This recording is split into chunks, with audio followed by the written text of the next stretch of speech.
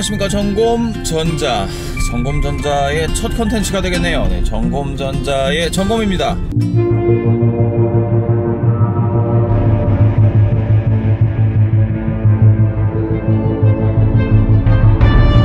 확실하게 이제 전자제품에 대해서 제대로 한번 리뷰를 해보고자 합니다. 가전부터 휴대폰까지 가리지 않고 리뷰를 꼼꼼하고 세세하고 자세하게 한번 해볼 작정이에요. 하지만 이 꼼꼼하고 세세하고 자세하다라고 하는 건 언제까지나 주관적이고 느껴지는 개인적인 감정에 의한 겁니다.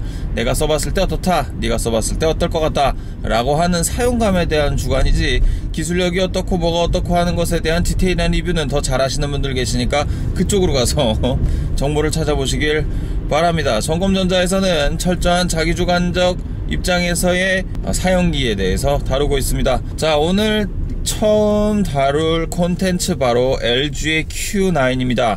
아니 또 LG야, 넌 LG 까는 거밖에는 할 줄 아는 게 없냐 라고 말씀하실 분들 많이 계실 거예요. 하지만 이번에는 뭔가 좀 다른 느낌이 들어서 Q9을 가지고 왔습니다. 작년까지만 해도 Q9의 출시일은 3월 중순경이었습니다. 마치 뭐 한 26일 뭐 이렇게 잡혀 있었는데, 게다가 이제 코어도 스냅드래곤 660이 탑재될 것이다 라는 루머가 많이 돌았습니다.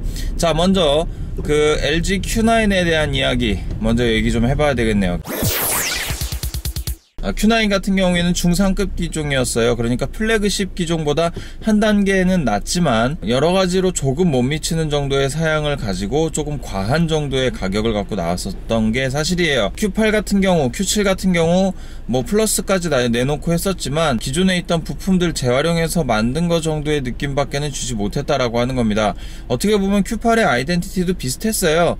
비슷했는데 이번 거 같은 경우가 더 주목을 받는 이유가 뭐냐면 바로 가격 때문에 그렇습니다. LG 같은 경우에는 가격 때문에 조금 이렇게 욕을 많이 먹었었단 말이에요.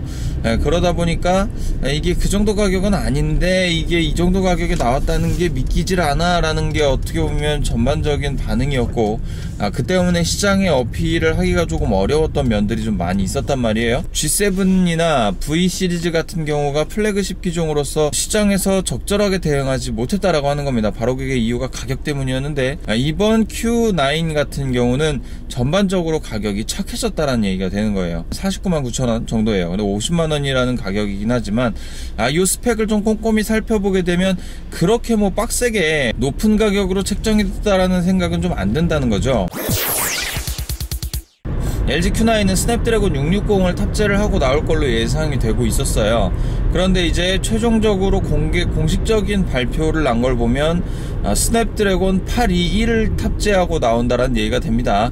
아드레노도 530이 들어가게 되고요. 자, 660이 들어간다고 했는데 이제 준 플래그십 기종, 그러니까 한 1, 2년 전만 해도 플래그십 기종에 탑재됐던 스냅드래곤 820, 821 계열이 이제 탑재가 된다라고 하는 거예요. 1년, 2년 늦긴 했지만 플래그십 기종에 들어가도 전혀 나쁘지 않았던 그런 코어가 들어간다라고 하는 겁니다.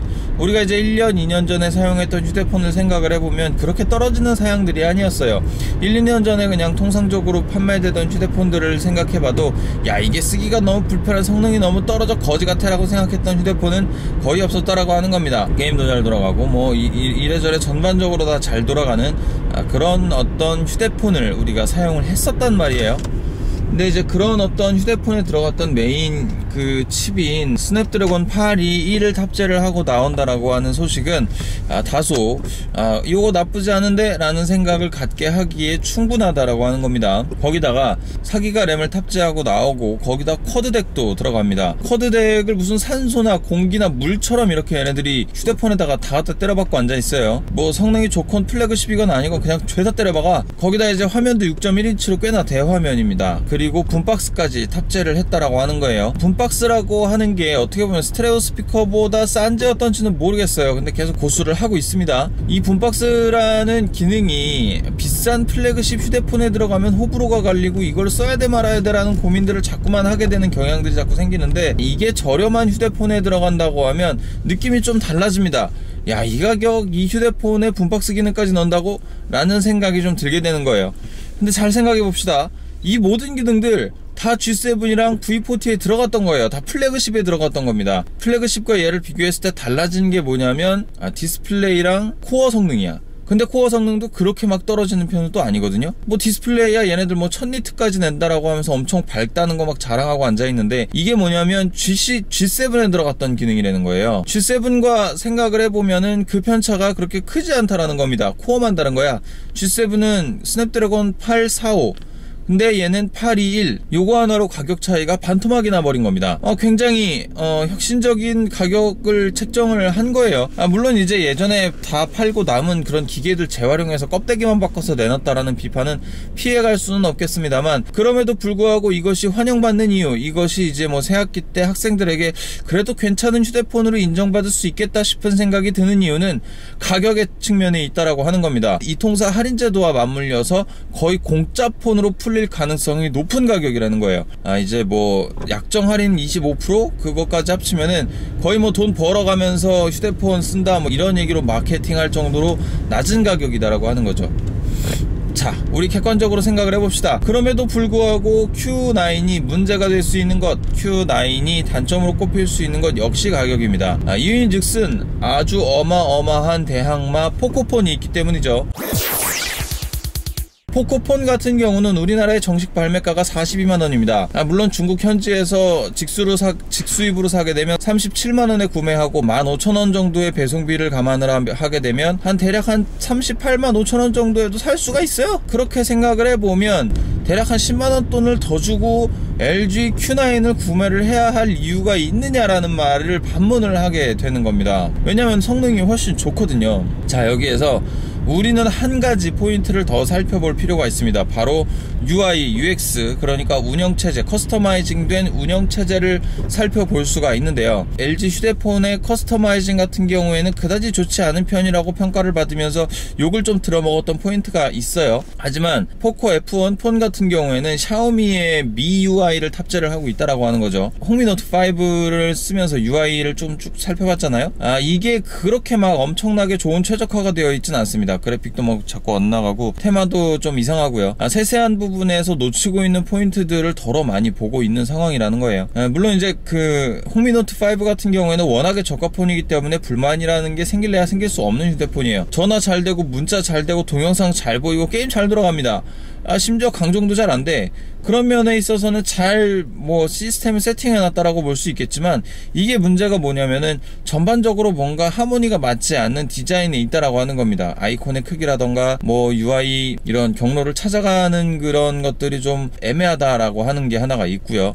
그리고 또 하나의 단점은 보안에 있는 겁니다. 여전히 그것에 대한 신뢰적 타격은 분명히 존재한다라고 하는 겁니다. 그렇기 때문에 저도 아직까지도 샤오미 폰을 쓰는 게 조금 꺼려지고, 야 이게 내 개인정보 가져다가 또 나중에 돈 아이 주니? 하는 애들이 와가지고 너 나 누군지 아니? 얼핏 작생이야! 이럴까봐 겁나가지고 조금 쓰기는 꺼려진다라고 하는 거죠. 아무리 가격이 싸고 성능이 좋다라고 하더라도 샤오미 포코폰 같은 경우에는 이런 거 저런 거 다 들어가고 좋긴 하지만, 결론적으로 봤을 때 요게 조금은 걱정이 된다라고 하는 거죠. 아직 저는 샤오미 포코폰을 리뷰해보진 않았지만 포코폰도 이제 곧 리뷰를 해볼 작정이에요. 왜냐면 요 LG폰하고 좀 비교가 되기 때문에. 자, 샤오미 포코폰의 단점은 이런 것들이 있었습니다. LG폰의 단점은 가격과 이제 코어에 있겠죠. 그리고 한 가지 단점이 또 있기는 합니다.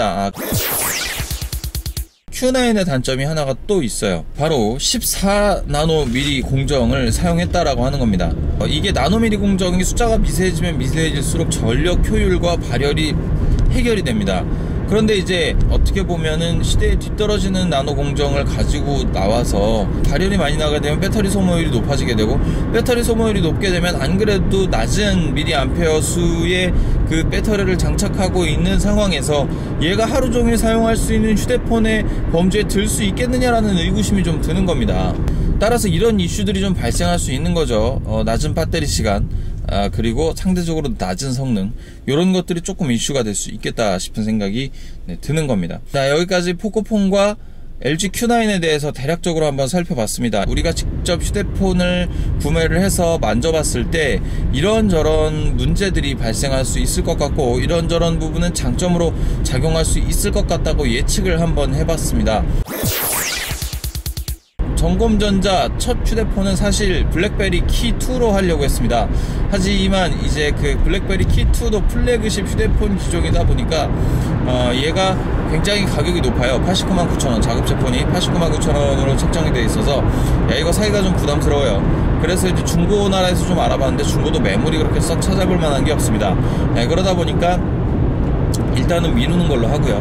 블랙베리 키2는 잠시 미뤄두고 일단 먼저 LG Q9을 한번 들이대 보도록 하겠습니다. 그래요.